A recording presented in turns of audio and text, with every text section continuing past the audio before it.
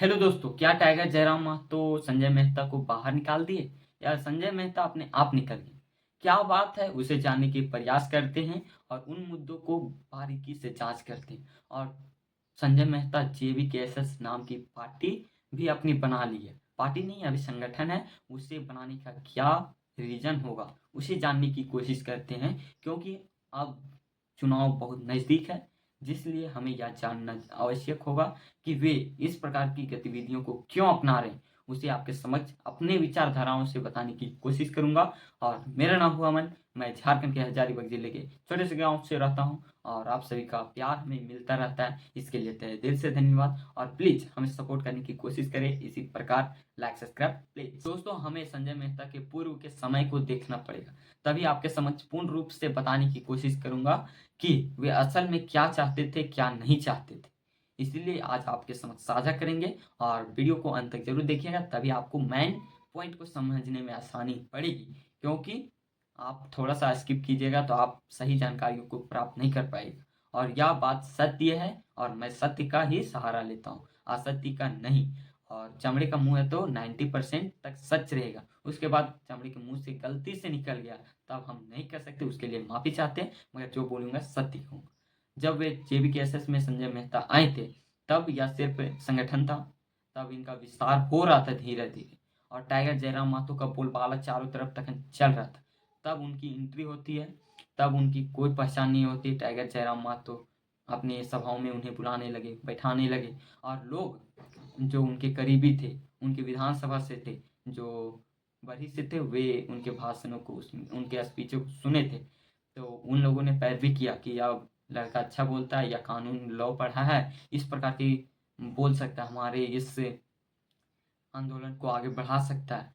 इसीलिए वे भरोसा करके धीरे धीरे अपने सभाओं में वे स्पीच देना, अपने स्थिति को दर्ज कराना वे धीरे धीरे संभालने लगे। और टाइगर जयराम महतो उन पर बहुत विश्वास करने लगे। धीरे धीरे और गहरा उनकी तालमेल बनने लगी, जिस कारण टाइगर जयराम महतो ने सभी का विरोध करते हुए संजय मेहता को लोकसभा का टिकट दिलाया हजारीबाग से।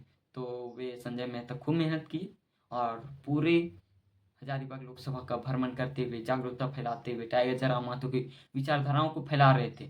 और तब भी पूरे हजारीबाग लोकसभा में उनकी पहचान नहीं थी।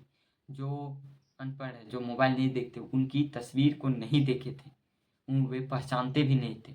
और लोकसभा के चुनाव के समय उन्हीं को क्यों, टाइगर जयराम महतो के उस उस भरोसे के चलते, क्योंकि टाइगर जयराम महतो ने अपनी एक इमेज बना ली थी जो झारखंडियों के दिल पर राज करता था, झारखंडियों के हित में सोचता था, उनकी विचारधाराओं से मैच करता था। गरीब जनता और गरीब लोग और बेरोजगार लोगों के विचारधाराओं से मिलती जुलती थी, जिस कारण वे अपने विचारों को पहुंचाने में बहुत मदद दी। और उसी के चलते संजय मेहता को 1.5 लाख वोट मिले, जिसमें मांडू विधानसभा सबसे ऊपर रहा, उसके बाद रामगढ़, बड़कागांव और सदर और गिरिडीह बरही कम वोट मिला। क्यों, इसे जानने का कोशिश करते, यही तो मेन पॉइंट है। यही जानते हैं, उसके बाद आपके समक्ष रखेंगे बातों को। यही एक पॉइंट है जो संजय मेहता को इस पार्टी से अलग होने में बेबस कर दिया। वे तब इतना वोट ला लिए, अपनी पहचान को भी बना लिए, क्योंकि लोकसभा के चुनाव में 1.5 लाख वोट निर्दलीय प्रत्याशी होकर लाना कोई आम बात नहीं। जब वे चुनाव लड़े थे 2019 में बरही विधानसभा से, तब 700 मात्र वोट लाए थे। तब उनकी पहचान अपने ही क्षेत्र में नहीं थी, अपने गांव मोहल्ले में पहचान नहीं थी, तभी तो 700 से भी कम वोट लाए। 700 वोट लाए, वह एक मुखिया लाता है, वार्ड लाता है। आप सोच सकते हैं टाइगर जयराम महतो की विचारधारा कहाँ तक फैली थी, जो एक 700 वोट लाने वाले लोग को भी 1.5 लाख का दर्जा देती। 1.5 लाख लोगों के दिल में उन्हें बसा दी। क्यों, उनकी विचारधाराओं के चलते। और संजय मेहता आज उन्हीं विचारधाराओं को खंडित करके दूसरे पार्टी का गठन की, दूसरे संगठन का गठन की। वे अपने आप को इस्तीफा नहीं दिए जेबीकेएसएस और जेएलकेएम से, ये झारखंड के नव निर्माण को ठोकर मार दिया। वे अपने दल को क्यों बनाए, यह भी हमारे समक्ष आ चुका है। न्यूज़ के माध्यम से, अखबारों के माध्यम से उन्हें देखा जा चुका है, क्योंकि वे घूस लिए थे। लोकसभा के चुनाव में 1.5 करोड़ से 2 करोड़ के बीच में घूस लिए थे। यह हमारा कहना नहीं है, लोग बोलते रहते हैं, न्यूज़ों में आप देख सकते हैं, मोबाइल के माध्यम से भी देख सकते हैं। वे मनीष जायसवाल से 1 से 2 करोड़ रुपए घूस लिए थे। या मेरा कहना नहीं है, सॉरी, जिसे बुरा लगता है लगने दीजिए, मगर मेरा कहना नहीं, वे लिए थे। वे बोल दिए थे, हम अपने से बोल रहे हैं कि वे बोले थे कि बरही और सदर विधानसभा को आप यहाँ पर प्रचार प्रसार नहीं कीजिए और दूसरी जगहों में आप कीजिए, जिसके फलस्वरूप संजय मेहता अधिकतर मांडू, बड़कागांव, रामगढ़ क्षेत्र में अधिकतर प्रचार प्रसार करते थे।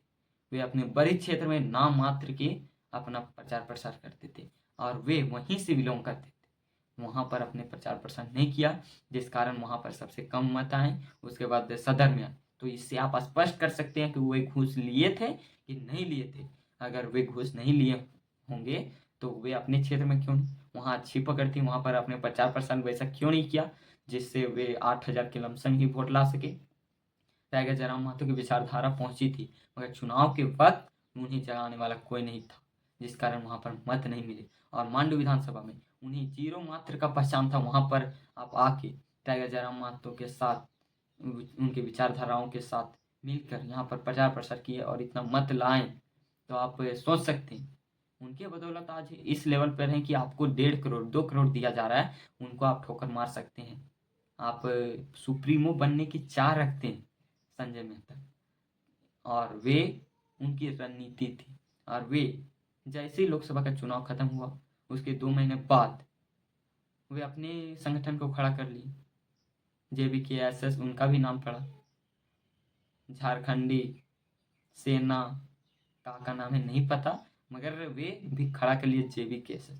मतलब 6-7 महीना पहले से उनका रवैया कुछ अलग था, तभी तो वे अपने संगठन का रजिस्ट्रेशन भी पूरा कर लिए। इससे स्पष्ट होता है कि वे सिर्फ यहाँ पर अपनी पहचान बना के और अलग हो जाना था, और वे सुप्रीमो बन के दूसरे पार्टियों के खेल को बिगाड़ना है, और वे फिर पैसा लेके फिर किन्हीं पार्टियों का सहयोग करेंगे, फिर किन्हीं का सहयोग करके अपने पैकेट को गरमा लेंगे और जनता जाए भाड़ में, हम अपना जिंदगी ऐसे आराम में जिएंगे, पैसा रहेगा तो सब कुछ होगा।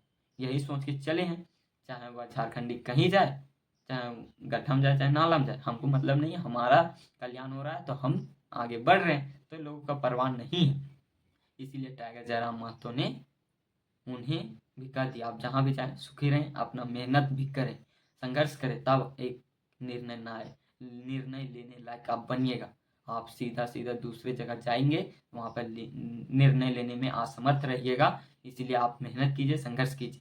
और उनका एक स्टेटमेंट था टाइगर जयराम महतो का, संजय मेहता क्यों अलग हुए यह भी पता है। संजय मेहता इसलिए भी अलग हुए कि वे चुनाव लड़ना चाहते थे, उन्हें बरही, सदर, हजारीबाग विधानसभा से लड़ने के लिए ऑफर किया गया था, मगर वे कहते थे संजय मेहता कि हम मांडू और रामगढ़ विधानसभा से ही लड़ेंगे, जहाँ पर उन्हें वोट मिला। सीधे आप राजगद्दी पर बैठना चाहते थे, या लालसा रखिएगा, संघर्ष नहीं कीजिएगा, सीधा राजगद्दी पर बैठिएगा, तो आप क्या कर पाइएगा। अब अगर आप संघर्ष के बलबूते नहीं बैठिएगा तो आप उस चीज़ को संभाल नहीं सकिएगा।